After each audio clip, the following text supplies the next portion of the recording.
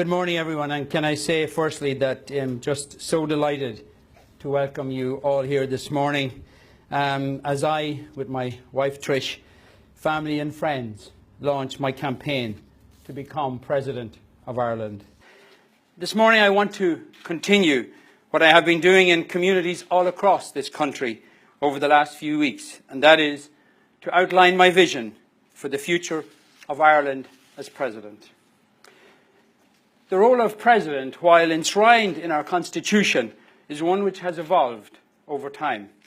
Ultimately, the President is the protector of the Constitution, but beyond that, the role is largely one of leadership.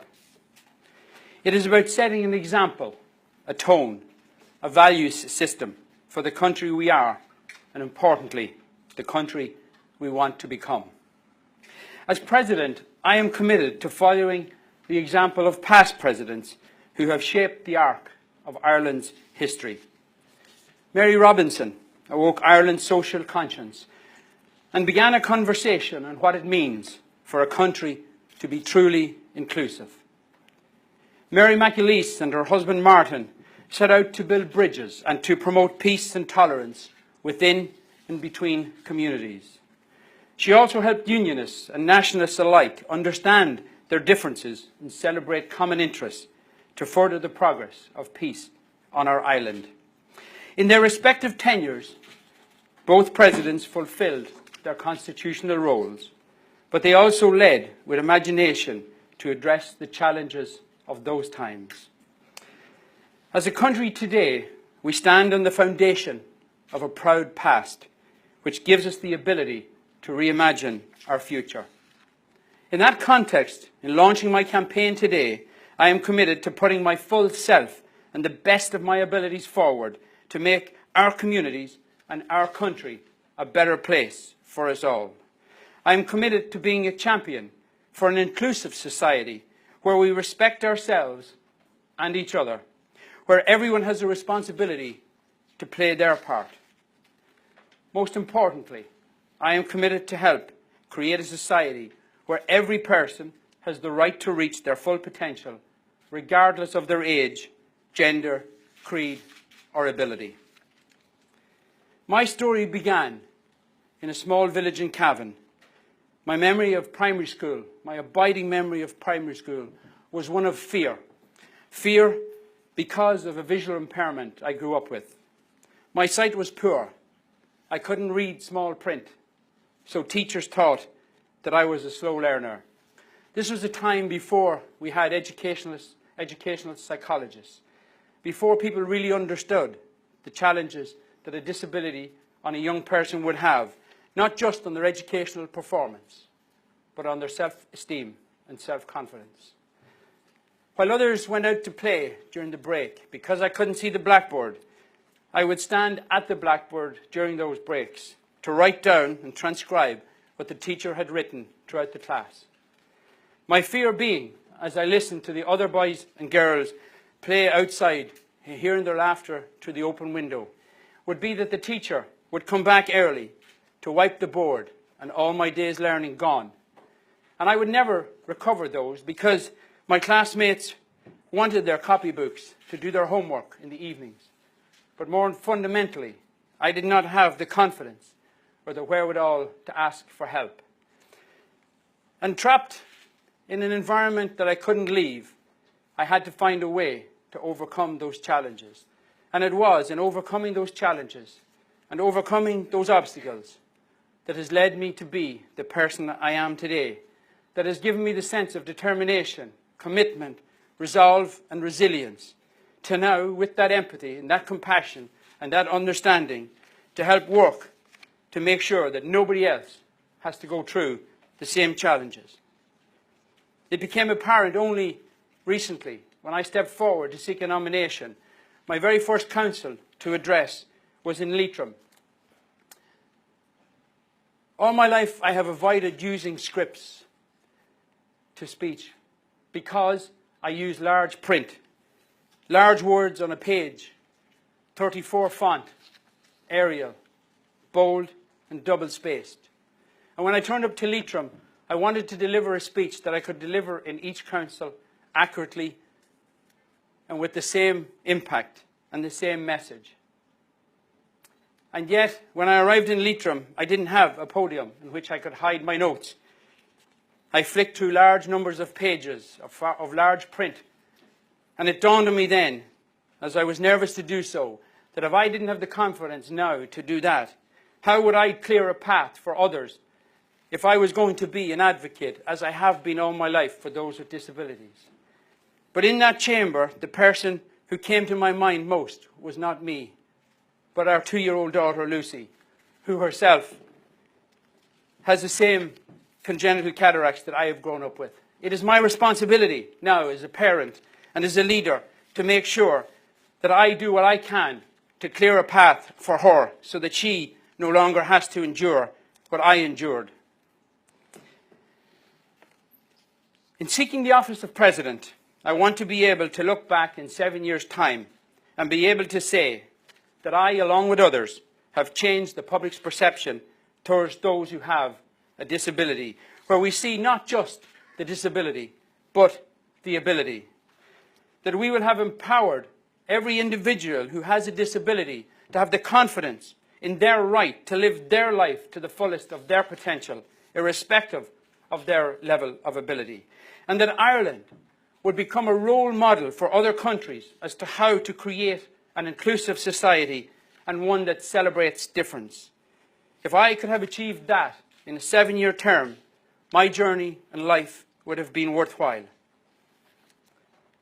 In this changing world, Ireland has always been a country, and we a people, that have made an impact. We have contributed to the world through our creativity, our problem solving, and the skills of our young people. I have seen this in my time as a youth worker, in mentoring young people, in my work in business, and in my work with communities across the country. When the President takes the oath of office, he or she commits to using his or her abilities to serve the people of Ireland. That's exactly what I want to do as President. I want to use my skills, my experience, and my energy to motivate people, to create opportunities, and to serve the people of Ireland. Because for me, that is what the role of the President is all about: service. I want to serve the people at home as a President with honour and with distinction, working with individuals, with community groups, and working with those who are making our society more inclusive. I want to serve our country with pride and dignity abroad, working to strengthen our international relationships and serve as a calming voice in uncertain times. I also want to be a President who, as a head of state, celebrates the achievement of our people. Because when people feel acknowledged and recognised, they become more motivated than ever to continue working towards making our country a better place. Most of all, I want to be a President that is measured not on his words or promises, but on his actions. Over the course of this campaign, I have outlined time-specific special initiatives that I will launch in my first year of President. To date, these have focused on promoting the role of women in politics, climate change, the Irish language, and honouring our defence forces. In line with this commitment, next Monday I will announce and outline the details of 20 such special initiatives which, if honoured to be elected President, I will commence within the first 20 weeks of my presidency. These initiatives are centred on the 5 core values that have shaped my life and that will guide my campaign and my presidency if honoured to be elected. These are respect, responsibility, community, trust, and inclusivity. The first of these values is respect. Respect for ourselves and respect for others. This is the true measure of our character as people and as a country. With this in mind, I want to create an Ireland where we nurture the vulnerable in society and focus on the strengths of all citizens. I've always been passionate about self-determination, the idea that every person should feel respected and valued, and that they can live their life to the best of their ability. That is why, as President, I am committed to helping shape a society that respects all our citizens equally. The second value which has shaped my life from an early age is that of responsibility, the idea of leading by example, of knowing right from wrong, and believing that it is not our shortcomings that define us, but what we do in spite of them. As guardian of the Constitution and head of state, I do want to lead by example. This starts with acknowledging that we all have a sense of duty to step forward and leave our country better than we found it. In this regard, my campaign has led by example so far by being carbon neutral and committing to having a carbon neutral office of the President by 2021. We have a responsibility to pass on this planet and this environment, to do what we can to protect it so we pass it on to the next generation. I also want to encourage others to step forward to become leaders in their community. Many people will see me as just a businessman, but the diversity of my background extends to many other areas. I started my career in agriculture and farming. Before my involvement with Foróige and Macra ignited in me a passion to address community needs as a professional youth worker. Working with the National Youth Council, for example, and collaborating with professionals and teachers across the country, we trained more than 5,000 youth leaders to work with young people all across Ireland to help prevent the abuse of alcohol and to help promote self-esteem among our young people. Today, Trish and I have two beautiful children, Bobby and Lucy. And as a parent, I feel responsible to ensure that they and every single person in our country feels valued and encouraged to better our society. Every single one of us has something to contribute and something to offer. But for most of us, we have a responsibility to discover where our strengths lie as individuals and to use these to better ourselves and to help better others. This is the essence of my presidency. This is the ethos that I want to foster as president. Growing up in a small village, as I did, I have seen firsthand the power of community and community spirit. I now want to use my presidency to empower others to step out and to serve in their communities. I started in Ballyhaise in County Cavan, beautiful small rural village. I told a story in Galway yesterday that in 1979 I took, like many other young people, a trip on a bus to the Ballybrit racecourse in Galway to visit John Paul II. On the return trip home, 50 of us who shared that bus began to talk about what it would be like if we could create a sense of community by setting up a youth club. And the typical naysayers from the back of the bus shouted things like, "We don't know anything about setting up a youth club. We don't have a hall in which to meet. No one's going to give us any money. Let's just forget about it." A few of us thought contrary.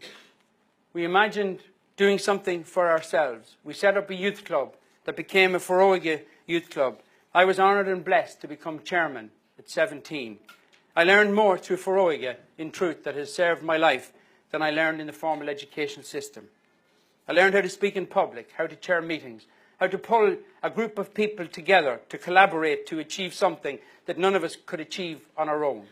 In the knowledge that we support best that which we help to create.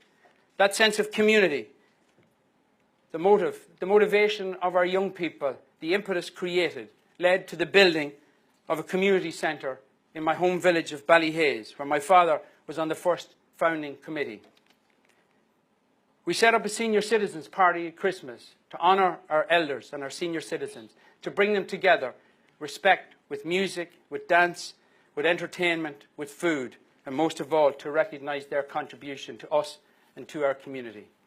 20 years on, my own parents were the beneficiary of that very same senior citizens party.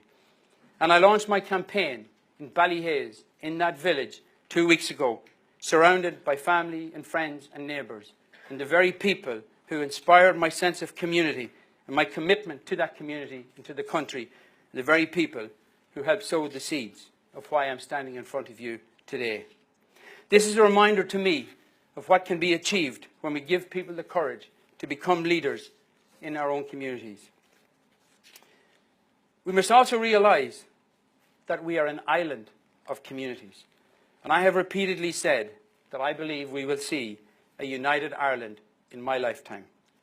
I remember my first meeting with John Hume in 1985 when I heard him speak about difference, that difference was largely an accident of birth.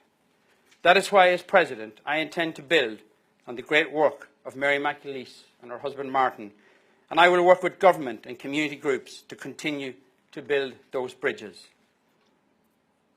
Partition has never served us well in the past, nor will it serve us well in the future.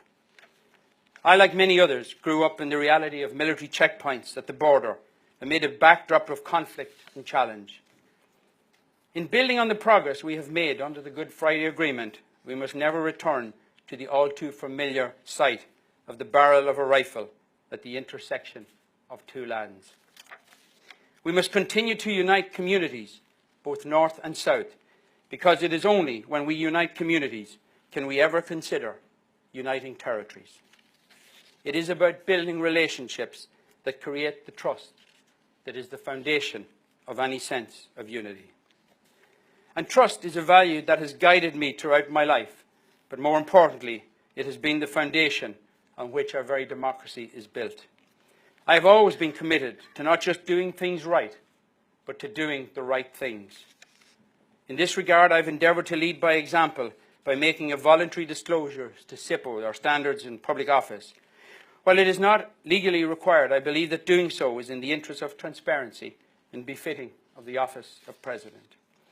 If elected head of state, I will acknowledge my responsibility to lead by example in setting benchmarks for such transparency and the appropriate use of public funds. That is why, as President, I am committed to ensuring that the expenditure of the President is open to the public and subject to proper scrutiny. In this regard, if honoured to be elected, I would urge the Government to carry out an annual audit of all expenditure associated with the office of the President. This is not about politics, but about doing the right thing, because after all, the office of the President belongs to the people of Ireland. Lastly, I believe we are strongest as a country when everyone feels included in our quest to make Ireland a better place. After all, we are a nation that knows too well what it feels like to be different in a foreign land, that the stories that have shaped our past and have allowed us to contribute to so many countries and communities across the globe. As President, I want to be cognizant of this past so that we welcome all identities to our society. We have so often championed the rights of others abroad, the right to asylum, the right to food, and the right to shelter. Here at home, however, we must continue to champion these rights for our own people and those whom we have welcomed from foreign shores. If elected President, I hope to work with all relevant agencies to create a more inclusive, more tolerant Ireland that celebrates the diversity of the nation we have become. In concluding, I want to reflect on the campaign so far. There is often an urge for many to engage in a politics and a commentary of negativity. But this is not what the people of Ireland deserve in choosing their next president.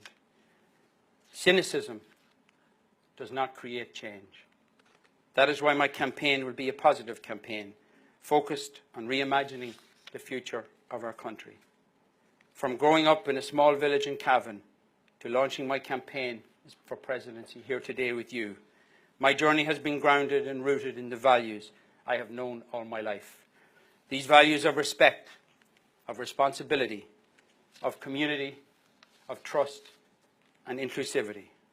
In looking to the future and to the next 7 years, I want to lead a country that does not focus on the I or the me, but instead on us and we, on our responsibility to leave our country better than we found it. I will nurture a society that celebrates the strengths of our country and praises the achievements of all citizens. I will foster a spirit of self-determination among our people, listening to and working with every individual to help create a future we can all be proud of. I will work with our communities, fostering trust and inclusivity so that people feel empowered so that they can step forward and play their part, based on their own unique talents and abilities. We are strongest when everyone has this spirit, and I look forward to continuing this conversation with you and with the people of Ireland so that we can shape our future and shape our future together. Thank you.